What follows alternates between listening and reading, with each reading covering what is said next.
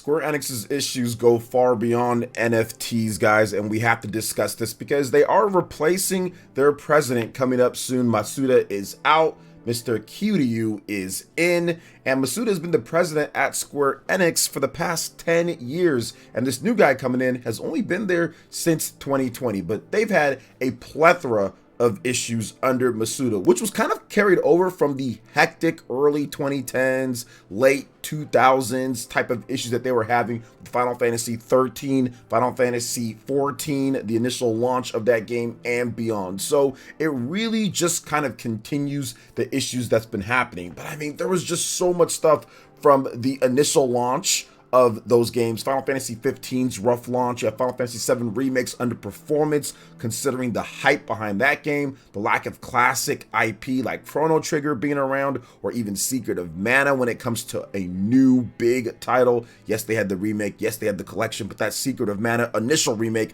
was terrible. So, I mean, there was just so many different things. Valkyrie Elysium botched promotions for good games like Neo 20 and Dealfield. Now, it wasn't all bad. Obviously, we got stuff like HD 2D games, which are awesome, classic Final Fantasy titles on all platforms, which are awesome. But I think that the issues that Square Enix is going through and why they need to make this change and what is going on, it's deep, and it cuts past a number of things, especially if you look at what some of the other Japanese companies have been doing, and in particular, Capcom, and how they've been able to advance their franchises past even what Square Enix has, which is crazy. I think that 10 years ago or so, you would have never thought that Monster Hunter, the franchise of Monster Hunter, would be bigger by a large amount when it comes to sales over something like Final Fantasy VII Remade with the most modern technology with graphics. You know, when it comes to Final Fantasy VII Remake, you would have never thought that something like Monster Hunter could do better, but that's where we are at this point. But there are many things to talk about when it comes to why this is happening with Square Enix and the most recent civil war with Final Fantasy 16 and some of the debate that's went back and forth between classic and modern end fans compared to more of the new age gamers that want Final Fantasy to be completely different with full on action with Final Fantasy 16. This dynamic kind of signifies all the issues that Square Enix has really not been able to live up to, or at least do. Now, what I'm talking about here, if you look at a lot of these big franchises, let's just take a look at Pokemon, for example. They've been able to leverage what they've done with Pokemon Scarlet and Violet versus Pokemon Legends. You create something different that satisfies a little bit of a different base, something a little bit newer, but then you also have that classic stuff that people can go back to. That's a traditional Pokemon experience with new touches in there like Scarlet and Violet. Or if you look at something like Monster Hunter, what they were able to do there in multiple different facets, they were able to, one, split the franchise when it comes to a lower spec or Monster Hunter Rise and take advantage of that massive install base of the Nintendo Switch, but then also have Monster Hunter World and take advantage of the graphics and the power of the systems at the time. Plus, they were also able to split it once again with Monster Hunter Stories 2 and give people a big million seller that's in a classic turn-based RPG with Pokemon style elements. So they're even satisfying different bases that people didn't even think that needed to be satisfied. When it comes to Square Enix, where is that at all for Final Fantasy? We didn't really see that. Heck, we even saw with Persona when it comes down to it, Persona 5 Strikers and what they were able to do with that game compared to the base Persona. And if you look at Final Fantasy, you don't really have that. I mean, yes, you have the newer Final Fantasy games that are coming out, which is fantastic, but where is the high-end traditional style of Final Fantasy game on the Nintendo Switch and other platforms? They never did it.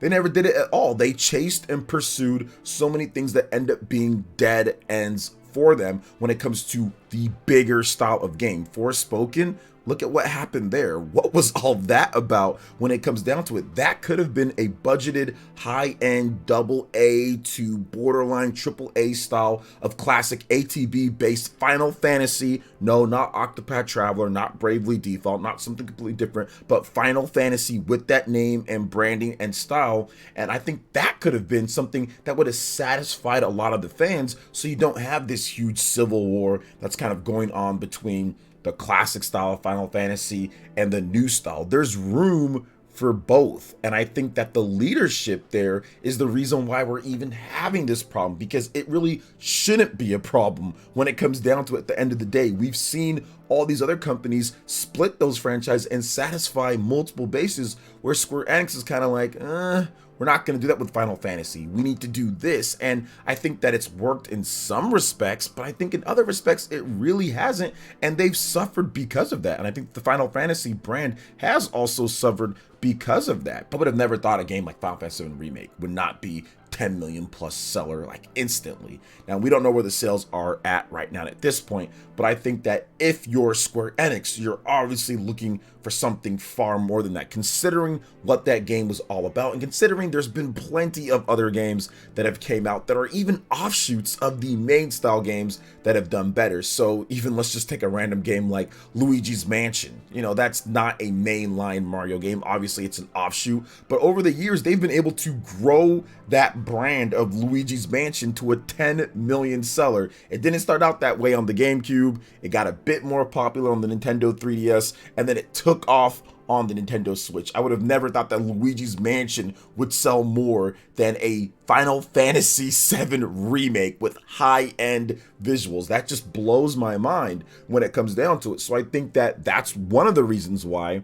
that Square Enix is kind of dealing with some of these issues here. They haven't been able to expand the type of way that they need to, and they haven't been able to satisfy all of their customer base the way that they needed to do it. So really, their issues go way past the NFT stuff that people are bringing up with the new president or not. That doesn't affect all the different stuff that we've talked about here, guys. Like, it really doesn't. So I think that going forward with this new president, Square Enix needs to really look in the mirror. Like, the new president needs to look in the mirror, take the developers and say, okay, what can we do? What can we capitalize on? What's the best course of action in order to maximize what we have as a company? What can we do to maximize what we can do and to make these games that are getting more and more and more expensive to develop? What can we do to have that 10 million plus seller in multiple different games, not just Final Fantasy, but in multiple different games? And also, what can we do to take advantage of some of these classic IPs that have been rated some of the best of all time? And I think that Square Enix has not done a great job at looking at their back catalog and saying, okay, what can we do? What can we take and make better? They've done okay. We had the Trials of Mana. That was fantastic. That did over 1 million units, but nothing's been done with Chrono Trigger. Nothing at all in that whole term of the last president, the decade. Nothing's been done. They had a PC port that launched in a terrible state and then years later got updated, but they still haven't even released Chrono Trigger for people to play on modern systems. So this is the issue that you're dealing with, especially when you have a bunch of problems. You know, like, if you're doing good with your new games, then yeah, you can kind of excuse stuff like Chrono Trigger and the Mana series being mismanaged and all of that, right? Like, you can excuse that, and yeah, they tried to fix things up, but they're not doing as good with their newer stuff. They've had quite a number of issues. Now, I will say this once again, I think that Final Fantasy XIV has been phenomenal for them. That was something that they did really good with, so it's not all bad. And I did talk about the HD 2D games. That was awesome as well. I think that they've done a phenomenal job with that, but clearly it hasn't been enough. And clearly they're looking around. I know that Square Enix is looking at Capcom and saying, man, they have Monster Hunter that passed up everything that we have for the most part. Man, they have Resident Evil, obviously passing up everything. Those franchises, when it comes to Resident Evil, Monster Hunter, are newer than Final Fantasy overall, but they kind of came up in the same era when it comes down to it, and Final Fantasy hasn't grown and hasn't been as consistent. And even if you look at Resident Evil, that is a model to look at from Square Enix. Look at what they've done. They've had the third-person Resident Evil games remake, reimagined, and people love those. Resident Evil 4 remake is going to do incredible, but then they've also had the first-person Resident Evil games, Resident Evil Village. People love that. So I think that Square Enix can definitely look around the industry and see what some of these other companies are doing, and also take that and apply it to their IP and bring back some stuff and really kind of capitalize on the value that they have. Now, they still have stuff like Nier, right? Nier is fantastic. They do have collaborations with other developers or IP owners with their other stuff. So stuff like Kingdom Hearts, obviously they're working on a new one with that. They have Dragon Quest, they're working on a new one with that. So I think the plan is trying to come together and make sure that they can make these games that can evolve and do better than what they ultimately end up doing. Now, I do think that Nier obviously did incredibly well for what it was, and I feel that Square Enix does have a plan to kind of get back into it.